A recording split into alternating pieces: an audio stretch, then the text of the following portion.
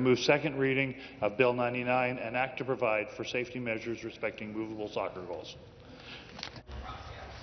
MPP Breezy has moved second reading of Bill 99, an act to provide for safety measures respecting movable soccer goals. Pursuant to Standing Order 100, the member has 12 minutes for his presentation. Thank you, Madam Speaker. I'm proud today to rise representing the wonderful people of the riding of Hastings-Lennox and Addington, and even more proud to bring to this House Bill 99, an act to provide for safety measures respecting movable soccer goals. Speaker, this Bill 99 provides the Minister of Tourism, Culture and Sport with the mandate to create regulations to establish requirements for organizations and entities respecting the safe use of movable soccer goals, and that they make available for use by members of the public. The Act provides for inspections and requires the Minister to establish a mechanism to report complaints of alleged non-compliance with the Act. It may come as a surprise to many in this House that movable soccer nets tipping over have been blamed for more than 40 fatalities across North America, mostly children. I think we can all agree that if there were 40 fatalities, then there are many, many more significant injuries, incidents causing injury, possibly life-changing injury, and on top of that, a very, very large number of near misses. Mobile soccer nets are not inherently bad. Soccer is a wonderful sport, and I'm told one of the fastest growing sports in North America, and we don't want to stop the players from using these nets or even stop the players from jumping up to grab the bars. A very passionate and self-declared soccer mom, who is also a member of this House that I'm privileged to know and work with, emphasized to me the importance of stretching to reach the bars in all directions for the goalkeepers. It's part of the practice, the routine of the elite goalkeepers to build that mental understanding of the location of the bars. Personally, I was never a soccer player, and my kids were definitely not elite soccer players, but I do equate it to something that I've seen in many other sports. Specifically, I think of NHL goalies who slap the bars of the net with a stick in the pregame warm-up. It builds on their spatial awareness.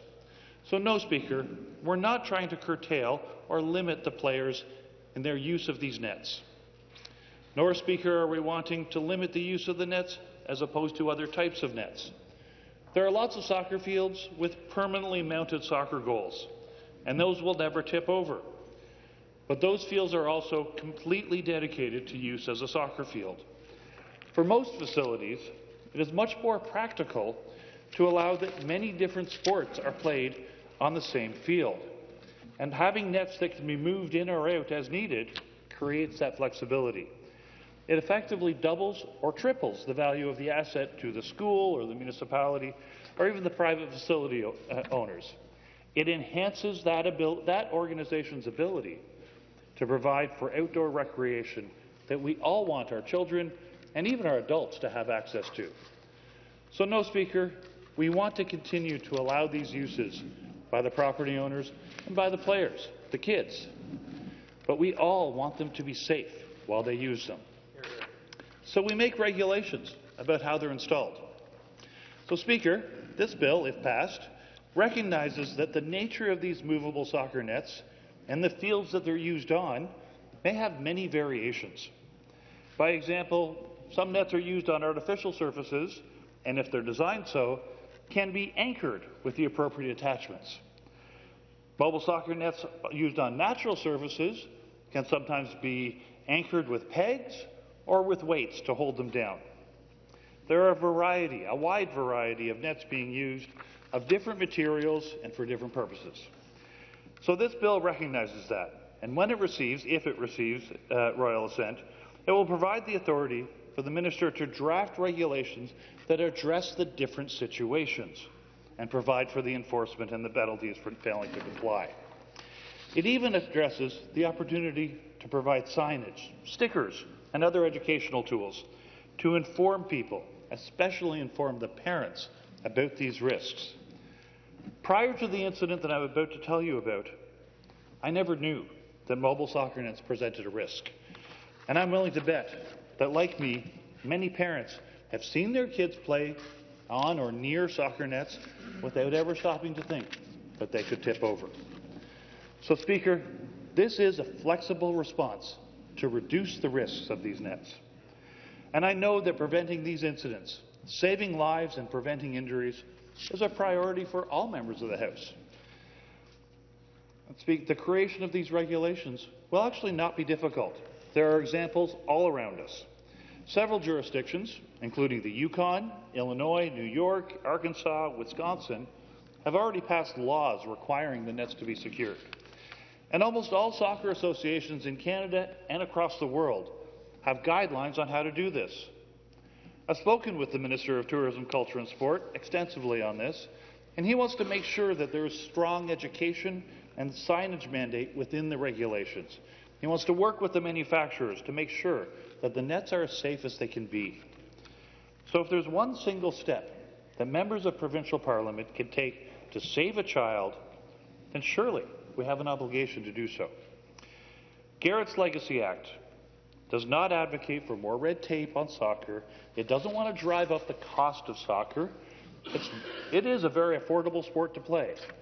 But rather, the Act proactively mitigates possible death or injuries. So, Madam Speaker, unfortunately, I must tell the story that brought me to this bill. It starts about 6 years ago within my riding in the town of Greater Napanee. In fact, 3 days from now, May the 12th, will be the 6th anniversary of this tragic story. It was a sunny spring day in May of 2017. A 15-year-old boy from Napanee named Garrett Mills was playing in a park with his girlfriend Joanna and his best friend Josh. Garrett was a friendly, positive young man who enjoyed making other people laugh, especially through silly puns, apparently. I'm told he made people better just by being around them. His parents, Dave and Gwen Mills, were very proud of this responsible and charming young man. Again, with modern technology and cell phones, I've actually seen some of the pictures they took that day. And they show a young man exactly as he should be, enjoying a beautiful spring day. And later on, his girlfriend told us that Garrett actually said it was one of the best days of his life. But unfortunately, on that May afternoon, Garrett was goofing around with his friends in a park he'd been to his entire life. And he was hanging off a crossbar of a movable soccer net, doing chin-ups, when tragedy struck. That 200-pound soccer goal collapsed, falling over on top of him, fracturing his skull.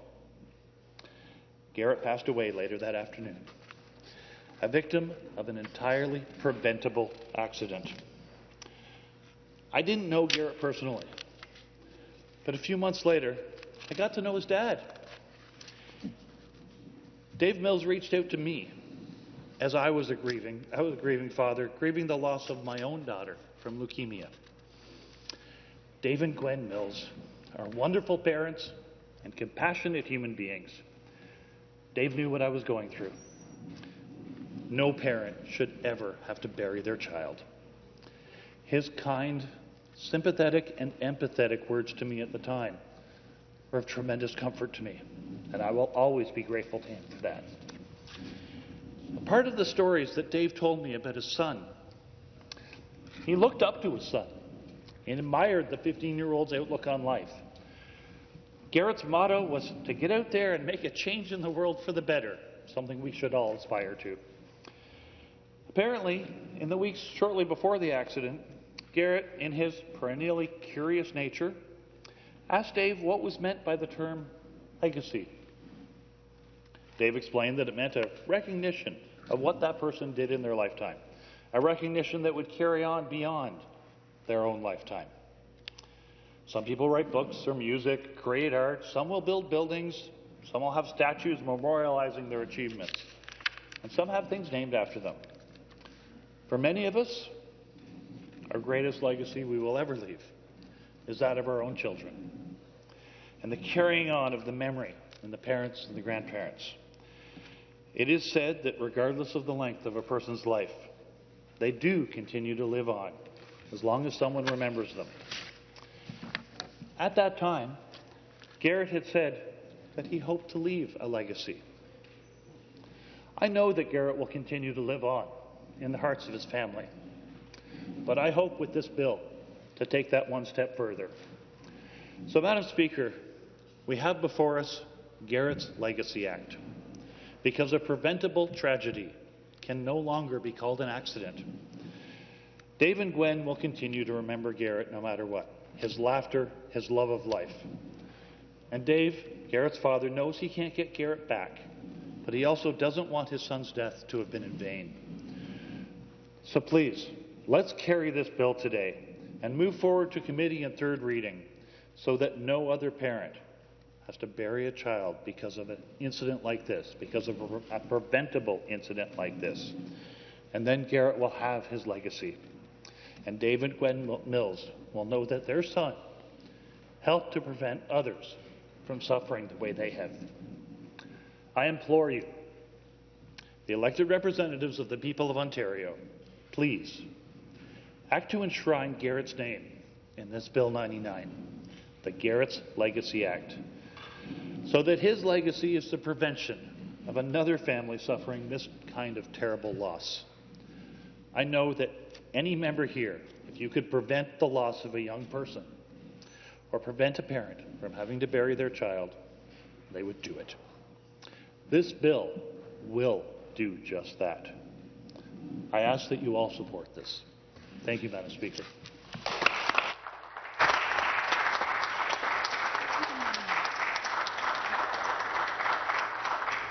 Thank you. Further debate. The member for St. Catharines. Thank you, Speaker. I rise today to speak on the matter of a private member's bill concerning Garrett's Legacy Act, the requirements for movable soccer goals. This is a bill which I believe offers a reasonable and considered approach to an issue of significant importance. The bill was introduced and named after a Napanee youngster, Garrett Mills, who died in a tragic mishap in the spring of 2017. While the bill has been presented in the House multiple times, it has not received royal assent, and I am happy to facilitate this conversation further into committee and the government. David Mills, Garrett's father, knows nothing can bring his son back. However, has said that getting the bill reintroduced and eventually passed will certainly help. As a parent and as a grandmother, my heart and my condolences go to the Mills family. What happened 6 years ago was heart-wrenching, and together with the entire NDP caucus, we are keeping your family in our minds and in our hearts and in our prayers. We are sending you our love, and we hope that this tragedy never, ever occurs to another child in Ontario again. Drawing from the rich history of dialogue in this chamber, I am reminded of the words of Nelson Mandela, who once said, "There can be no keener revelation of a society's soul than the way in which it treats its children." This sentiment is as relevant now as it was then, especially when we consider the safety of our children, the future of our province. This powerful underscores the moral and societal obligation we have as adults to ensure the safety and well-being of our children at home, at school, within the community, and especially in sports. Garrett's Legacy is a bill that is a response to a tragedy, a tragic accident that took the life of a young boy named and a young child, Garrett Mills. His legacy, however, is one that can provide safety and assurance for all children who participate in the beloved sport of soccer across Ontario. As we debate this bill, let us remember that at the heart of this legislative endeavour is the memory of a child whose life was cut far too short, and a family who had the courage to turn their grief into advocacy. The bill's main provision, which is to establish safety standards for movable soccer goals, is a reasonable step towards the goal of child safety. This is not an overly restrictive measure, nor does it impose burdensome regulations on sporting organizations. Rather, it asks us to take reasonable precautions to prevent avoidable accidents to happen again. There are those who may argue that the measures proposed in this bill could present challenges to small sporting organizations. This is a fair concern, but cost does not always have to lead to a stalled process. While responsibility and accountabilities are the cornerstones of good governance, this bill encourages responsibility, not just to the governmental level, but also within our community organizations. It asks everyone to play their part in safeguarding our children. It is vital, I cannot overstate this piece, to make sure that the government will be required to do their proper due diligence with amateur and sporting nonprofits across the province that maintain these facilities to ensure there's no undue cost. While I recognize the member opposite that is proposing this legislation cannot include funding to this type of legislation, I will publicly muse that it might be reasonable that the ministry commit to community consultation and consider a type of reserve or additional measures, funding to offset any costs so that organizations or parks and recreation departments through municipalities can meet any new protocols. Rules are only as strong as they are used and enforced. And if this chamber and ultimately the House moves forward to codify this bill into law, then we should be mindful of ensuring that down the road the ministry evaluates resources to ensure compliance.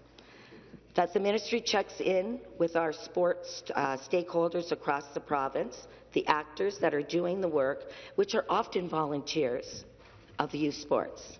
The importance of children in youth sports in Ontario cannot be overstated. Participating in sports provides a multitude of benefits, from fostering a healthy lifestyle and promoting physical development to teaching invaluable life skills such as teamwork, discipline, and resilience. Sports serve as a platform for children and youth to learn about cooperation, leadership, and the importance of setting and achieving goals. Yet beyond the personal growth opportunity, youth sports play a crucial role in community building. They create bonds among children, families, and community members, fostering a sense of unity and belonging. Youth sports is where my family grew many of our friendships, ones that last to this day. They provide a safe and constructive environment for children to engage with their peers, thereby promoting social inclusion and diversity. Support for youth sports is not merely an investment in our children, but in the future for our society. It ensures that these beneficial experiences remain accessible to all, regardless of the socioeconomic status or geographic location. In doing so, we are fostering a healthier, more connected, and more resilient future for generations to come. Therefore, it is our collective responsibility as parents, educators, community leaders, and policymakers to continue to champion and invest in youth sports in Canada. Our children deserve nothing less. Speaker, I was a former coach of youth sports. It is paramount that we do everything and anything possible to keep children safe when they are playing sports in the province of Ontario. This brings me to St. Catharines, a community that I'm kind of passionate about, and passionate about its youth sports. Home to countless soccer fields, and as our Scottish community calls them, often a football field, where thousands of children play, grow, and foster a love for the game. Sports are to be enjoyed. We have great sporting leagues in my riding: St. Catharines Jet Soccer Club, Garden City United Soccer Club, the St. Catharines Minor Baseball Association, St. Catharines Kiwanis Aquatics Club, St. Catharines Rowing Club, St. Catharines Falcons Hockey, St. Catharines Junior Badgers. I best stop there, or I'll take up all the time that is going to be remaining. The point is that despite the rain, the heat, or early mornings, parents and their children show up every day eager to play and to improve. We owe it to them to make sure we do all we can to keep each and every child safe within all of our communities in Ontario. These are examples of the vibrant youth sporting cultures we have in St. Catharines and indeed across Ontario. This culture, this spirit of sport, is something we want to encourage, support, and mostly, importantly, safeguard. Speaker, through reasonable measures such as the ones proposed in Garrett's legacy, we can do just that. In the face of potential challenges, let us also remember the creative and resilience and the commitment of the people of Ontario. We have seen it time and time again, how our communities rise to the challenge, and I am confident that they will rise to this one as well. Garrett's legacy is a reasonable, balanced approach to a critical issue. It seeks to protect our children to ensure the joy of the sport is not marred by preventable tragedies. It invites us as lawmakers, as a community member, as Ontarians, to uphold our responsibility to the youngest citizens. It is my hope that the Ministry will follow up with consultation with communities, the volunteers, amateur sporting organizations to ensure that any measures enacted today will be met with equal weight support of our Ontario government to ensure costs are offset and goals can be reached. I will be supporting this bill with the understanding that it is not just about movable soccer goalposts, but about the legacy we leave behind for our children, about the safe and vibrant sporting culture we want for them. Let us, all in this House, across Ontario, please remember Garrett. Let us honour his family's advocacy. Let us forever keep Garrett in our hearts and our minds, across every soccer field, across every sporting event. Most of all, let his legacy be one of safety, care, and love for the sport he played.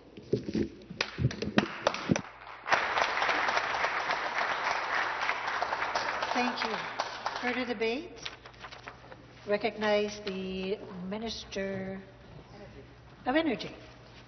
Thank you, Madam Speaker, and it is an honour and a pleasure to speak during private members' business here this afternoon. I want to thank the member from St. Catharines for her remarks this afternoon on a very, very important piece of legislation brought forward by my friend and colleague from Hastings-Lennox and Addington, neighbouring riding, Bill 99, Garrett's Legacy Act, and it's great to welcome his wife, Heidi, to the legislature here today as well. I see Heidi quite often at events along with the member from Hastings-Lennox and Addington. Garrett's Legacy Act, an act to provide for safety measures respecting movable soccer goals, is what we're talking about here today. Something that hits close to home for me, actually, Madam Speaker. It was back in November of 2017 when I brought the Mills family here to Queen's Park for first reading of Garrett's Legacy Act as a member of the official opposition.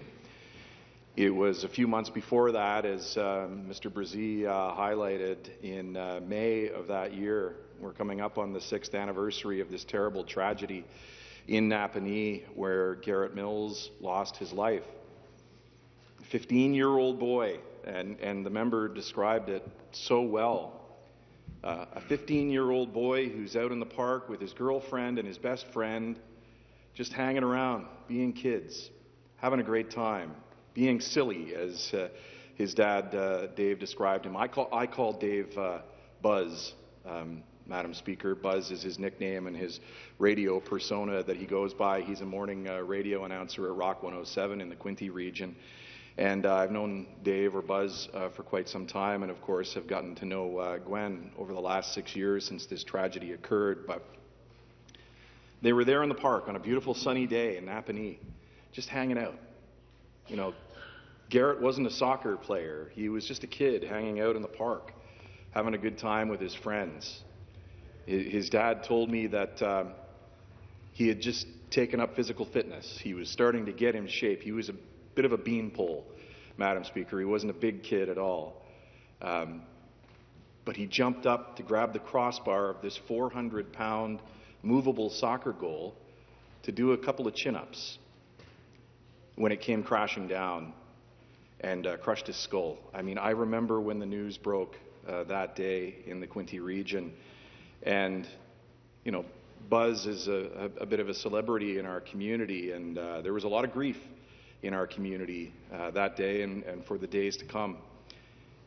Just such a preventable tragedy in our community. So it was my honor to bring that private member's bill to the floor of the legislature for first reading in November of 2017 and then debate it in December of 2017 and get full support from the legislature, which I anticipate we'll get here today for something that is as common sense as this is, Madam Speaker. But I never want to predict the outcome of the legislature, but I'm pretty sure we're all on the same page here today around this. You know, Garrett lost his life that day, but as Member Brzee mentioned, there have been over 40 young people across North America that have been killed by these tipping soccer goals. Some of them 400 pounds, but if you push on them with your fingers in the right direction, if they're not secured, can fall over and kill a child or seriously harm a child. A gust of wind sometimes, if they're not secured, can knock these nets over.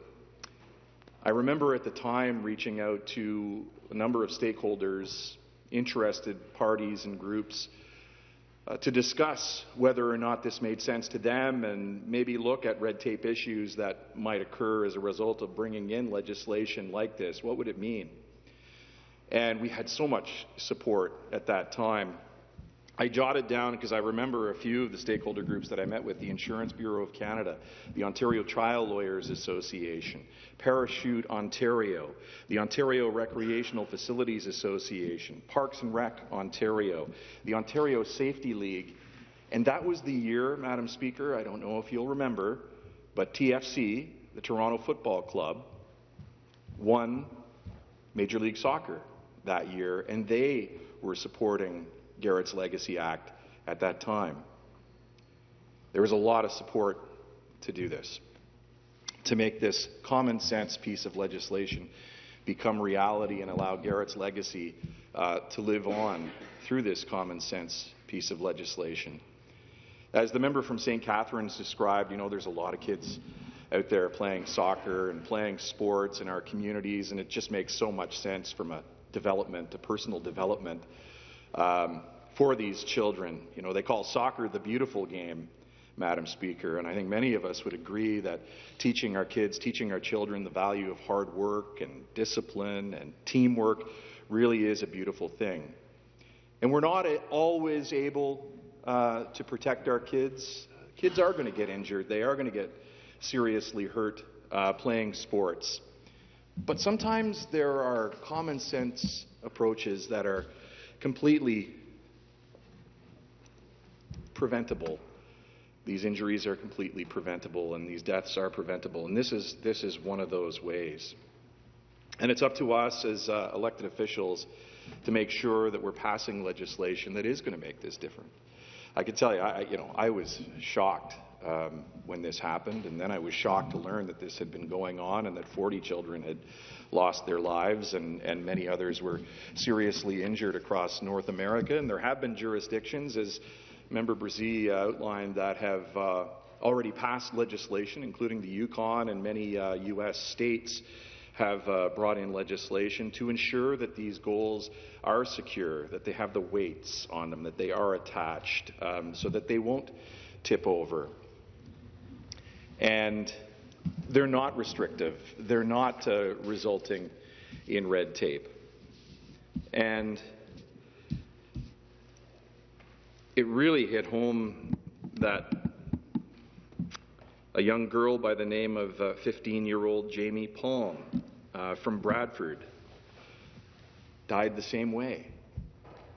That a 6-year-old who was actually playing soccer during a game from Wallaceburg down in southwestern Ontario, Mark Weiss, lost his life. Can you imagine What a terrible situation that must have been for everybody at the field that day. But what a tragic event that was so preventable.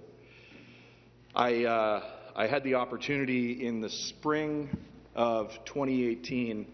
The Premier wasn't the Premier then. The Premier was the candidate, and he was making his way across the province, meeting people and communities all across Ontario, including in the Quinte region.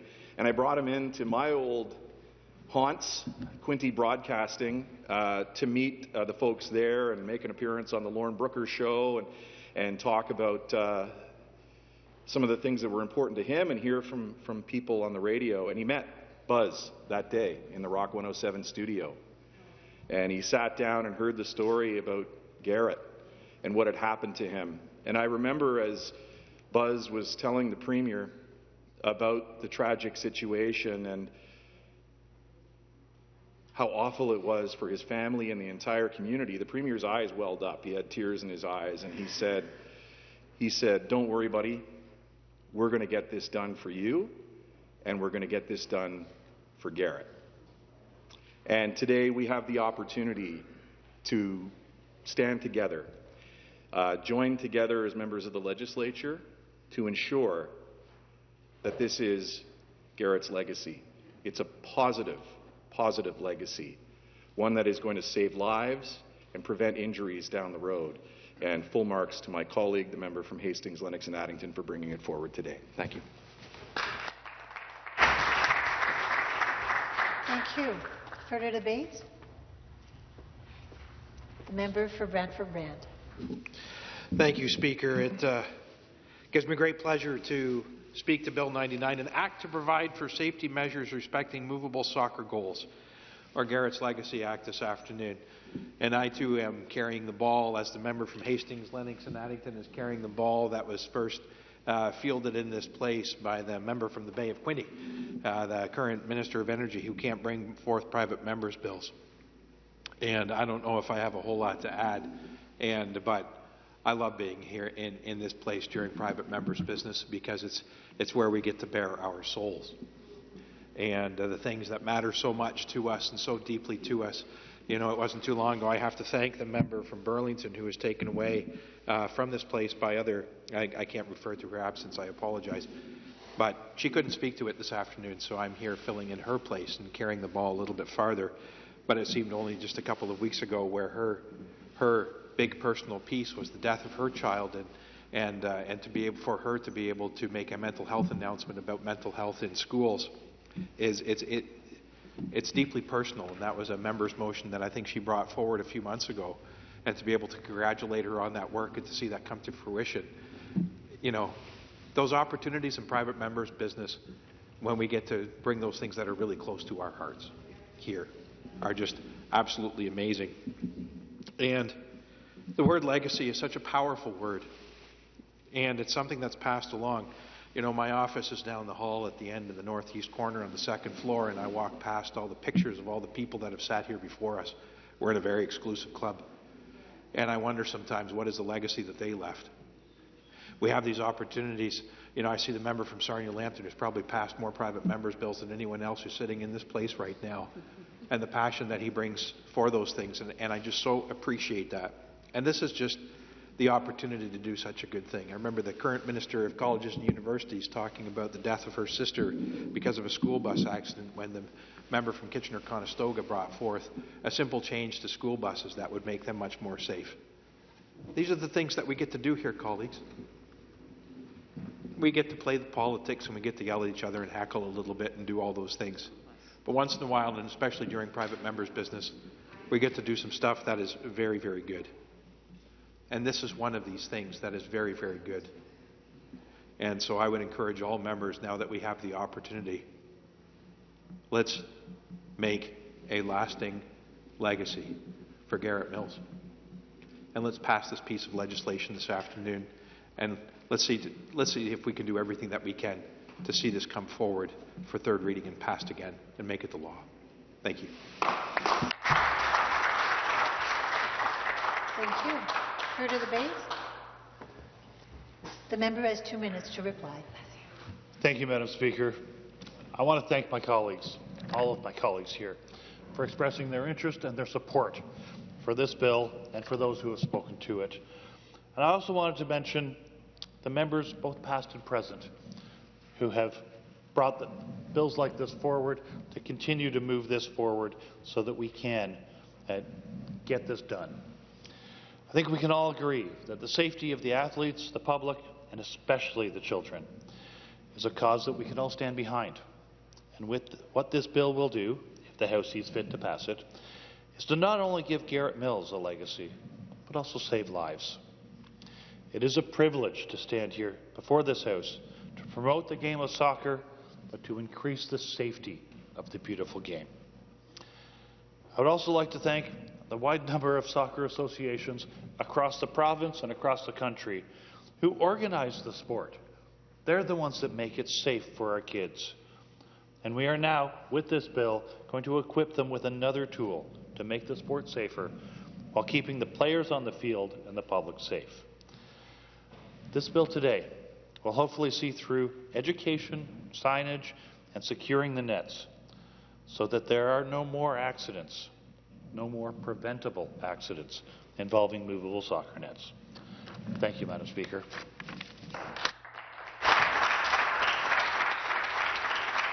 Thank you. The time provided for private members' public business has expired. MPP Breezy has moved second reading of Bill 99, an act to provide for safety measures respecting movable soccer goals. Is it the pleasure of the House that the motion carry?